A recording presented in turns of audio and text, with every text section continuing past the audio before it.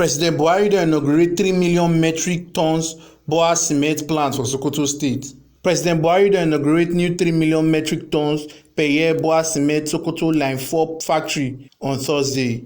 Oga Presido come still promise say im administration go continue to support investors wey wan start to do business and come still use the resources wey dey for Naija.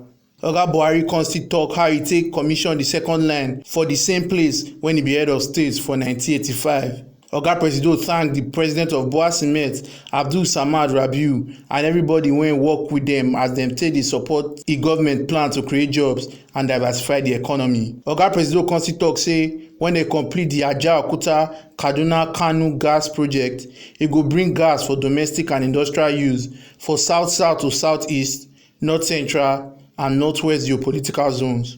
President Buhari promise say dem go continue to do roads and rail wey go help pipo move their goods. For security matter, Oga Presido come still tok say e go make sure say the country get peace.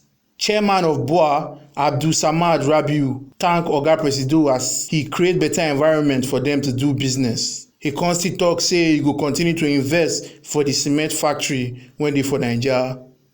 Matthew Ajakaye, TMC TV News.